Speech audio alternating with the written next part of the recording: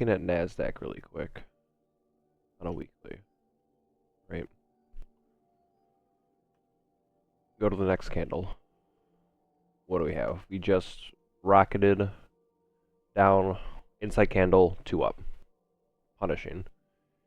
If you're going to ask about where next candle open, and again, should we even do a type of gap up? That would be really nice. Then you can trade down, trade back up, and you're asking what is the next candle likely to be.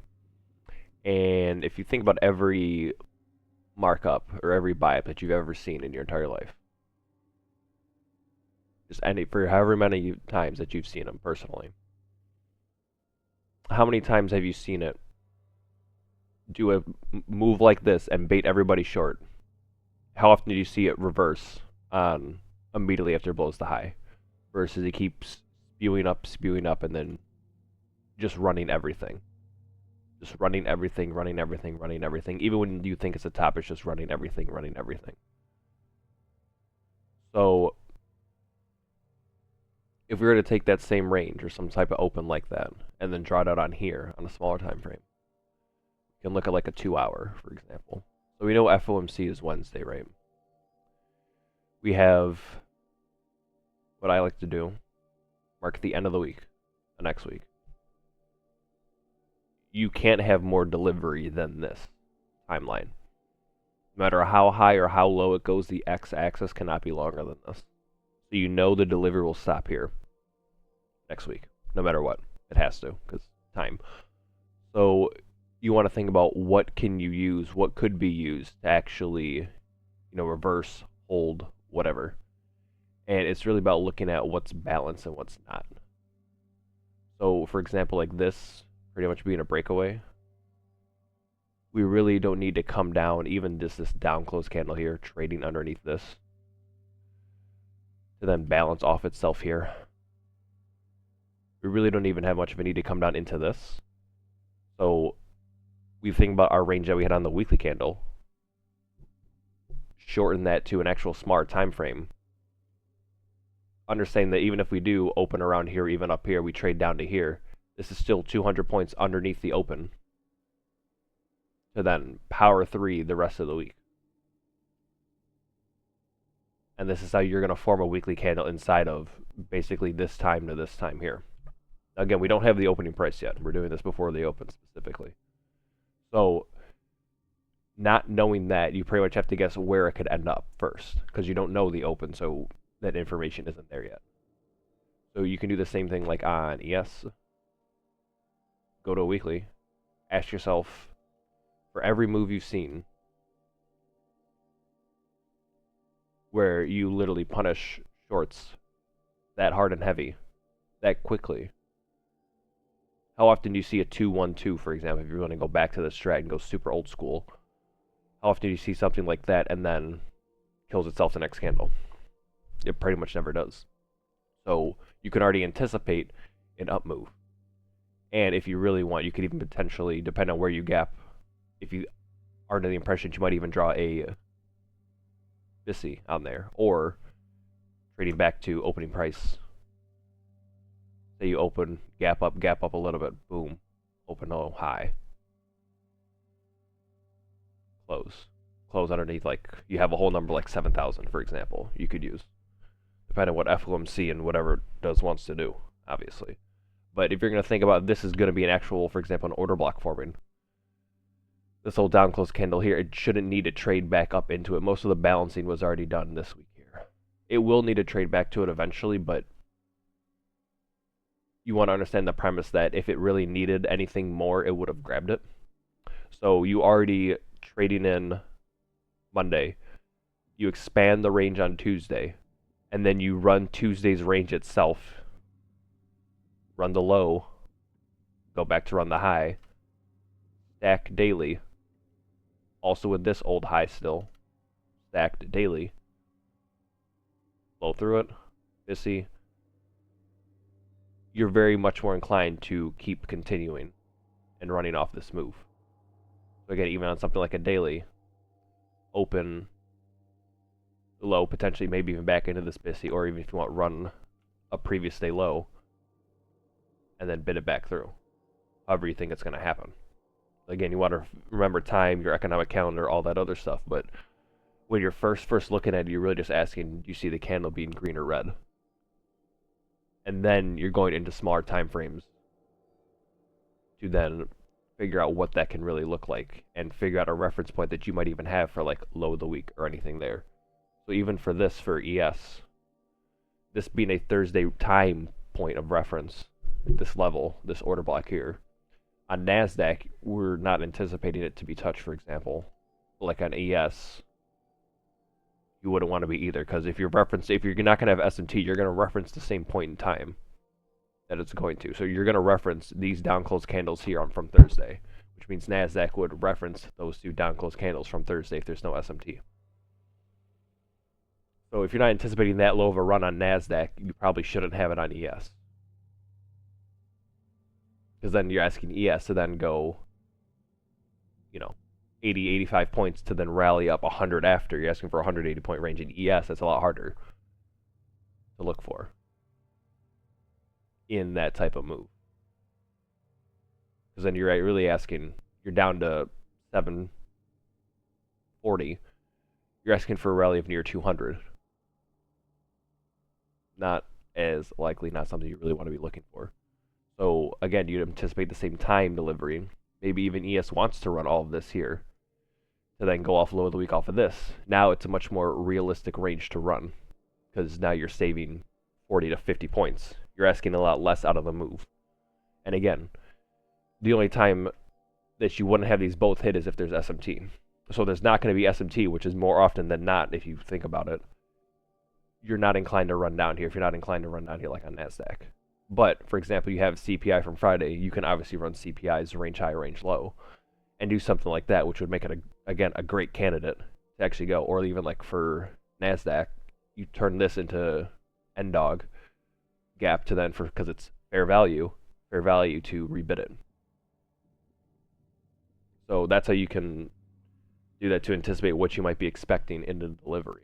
Now, it really depends. A week like this, I wouldn't anticipate a red candle unless the gap is just completely different and we need to some reason clear all this. But for some reason, we need to, say, open, run up super low, super shallow, and then expand down into a VIM and do something like that and go inside a week. Or even run previous week's high a little bit and then do it. You can still anticipate that. I would be less inclined for a red candle, to be honest, unless the gap completely changes my mind, but I don't foresee that. Just the way this was. Yes, this is a VIB. Yes, this should be filled eventually, and yes, it will be at some point in time. But if we're just asking about the next candle, that would be the only foreseeable way to deliver all the way back down to that. Or even at that point, wick out previous week's low, and you're really just trying to like run off of this VIB or run off just this down close candle to then do whatever. But again, 1 week on a weekly chart is only one candle. So even if your outlook was something absurd, not absurd, but just something where you're doing a lot of movement back and forth, you need to remember you only have one candle to do it. So all of the delivery that you might be anticipating has to show up in one candle. Now this goes back to your turnaround time trade and your time horizon for your trade itself. But that would be the only way I could foresee a red candle happening again. I'm very, very less inclined for that. Just because, again, this type of punishment for shorts should continue to blow. And I'm totally down for, again, Nasdaq to print a BISI off this to then go to wherever. So then, again, you go back to smaller time frame. Where can that be? Where can that anticipate? And again, for example, something like NDOG from Friday itself, great spot to reverse off of. Assuming you don't gap, you're asking for 250 points, 200 points down. There's your open low, running through the high 400-500 point candle range. And that's another thing you can ask, based on the range of last week, or just whatever it was, do you anticipate the next candle's range being larger than the previous? So high to low, it's like 770. My goodness. Anyways, you're asking, can the next range, the next candle be larger than 770 points? given the news, given what you have, very well could be. So that's one thing, again, you can use to anticipate magnitude, orientation, where you might be trying to go.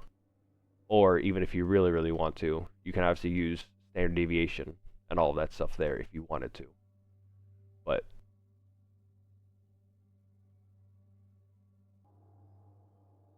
so a similar thing you can do like on RTH chart. You go from Nasdaq to QQQ, just the regular trading hours, or just do it on the future chart itself. If you're anticipating that type of move, how would it look? You already have, again, a great sign for that with an RTH gap here. So you have this big gap already that you can use to fill. So then even more so to help, again, depending on where you open, what happens. Inclination, open, low, high. Because again, you know no matter what your delivery is ending here. So what are you going to look for on an RTH chart even?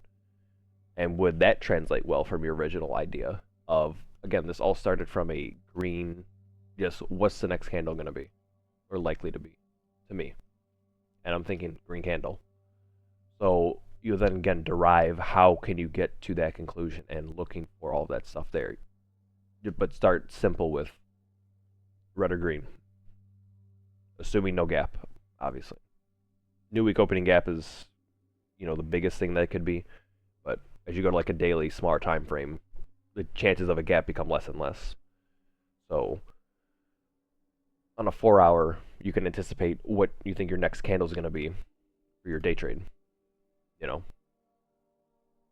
One candle trades like this, the next one, you can anticipate a green one because X, Y, and Z, or a red one because X, Y, and Z. Doesn't matter. Because again, you're very less likely to gap, so what are you more likely to trade or inclined to trade like? And then again, how are you going to see that? Starting from in this case, a weekly, and then shrinking that down to other ideas. Because again, even if we're going to anticipate, say, a red candle, we're saying that something open, maybe this, running to high, or even just opening shallow run bodies. Because again, this is the only candle we're getting. We're not getting candles out here. We're only going to get the next one. Literally, that's going to be here. So if it's going to be red, it's going to be closed and be here. On this vertical line here. This is the only horizontal space it's going to take up. And that's really important because you want to remember, for everything that you've seen in hindsight, which is as much history as your chart will show you, how many times have you seen it do something like this and then close red? What does it look like? Even something like this, you're going to call this similarities. That's great. What did it look like? Or even this. Inside candle, small body, then that one does it. Big funnel close candle does what? Pokes previous week's high, runs over its open, does something like that. So you would want to ideally be looking for something similar just literally because of history that you can use. This obviously is rejection block, but again, this is 3 candles. So this is 3 weeks. Remember, you're only getting one candle next. You're only getting one candle. That's it. So it's super important to remember how you can expect that next one candle delivery to be, because that's all you're getting.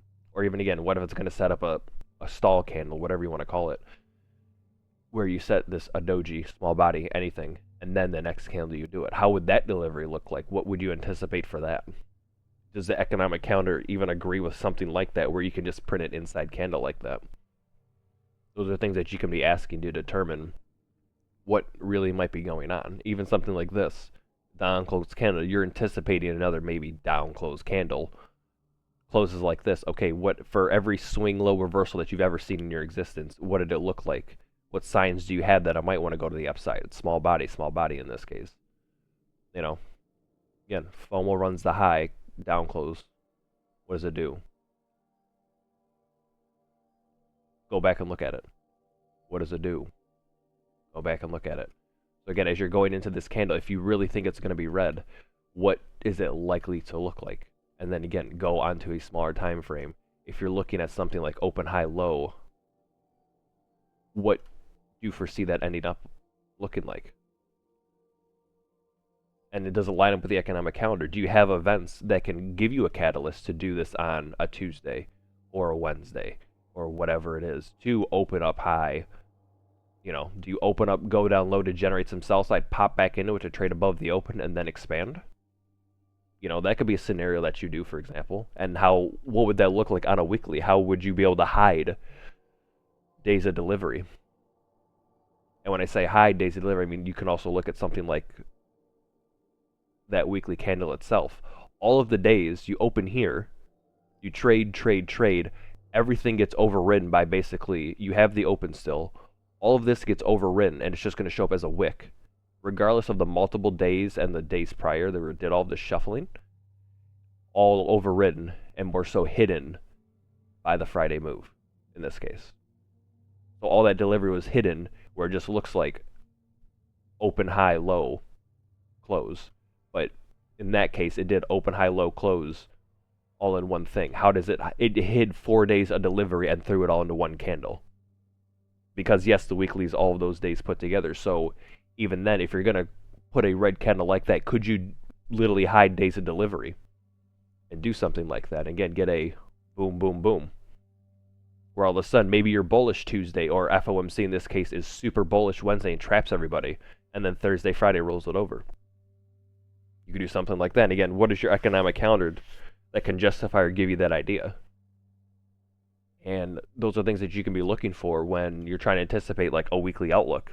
Because remember, it's only if you're looking at a true weekly outlook, it's one candle. It's literally one candle. Now you can go on a monthly and then again start asking yourself all of the same thing. But in this case, the monthly candle's already done this. You could argue, okay, has the candle set its high yet? Because it should do what? It could go red, yes. But assuming that you think it's not going to for some reason, or just whatever it is, and you think Abyss is going to form here, if you're going high to close, where can the close be? How deep of a wick do you want it to form? Or do you foresee it again pushing up and then still making just another small wick? Can it hide that delivery? Can it just push up, make a new, again, if I'm anticipating a green week, anticipate making a new high, run previous week's high, you're going to have a new top wick, and then you just close Thursday, Friday, and then that's your new wick to close the month. You know, you can ask yourself the monthlies if you want to, but if you're doing something like a weekly, if you're that short term on it, you know, that really should be the highest. That, and then again, if you want also 20, 40, 60, all of that. But again, asking what type of delivery can you do? What's that weekly going to look like for you? So all of a sudden that weekly now, again, is just going to be 5 days.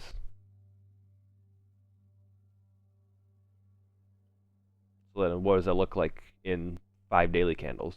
How are those 5 daily candles going to look in 2-hour candles where, say you're trading a prop and you can't intraday trade, or you can't swing, and you can't hold anything overnight, you have to get rid of it the same day? What part of the weekly candle are you going to be in? And do you even want to trade that, for one?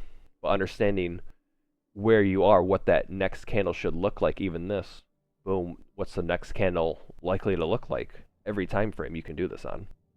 And that's what you want to be asking yourself, where you can form these type of moves, these type of maybe even reactions to do something and delay a day. You know, what's your Monday anticipating to look like? Again, you need your open because you can't change the open. That's what makes it such a powerful piece of information, is you can't change that opening price once it prints. But in this case, again, we're doing this all before we know where it opens. So we're just literally asking, what could the next candle be? And then just doing it over and over and over and over.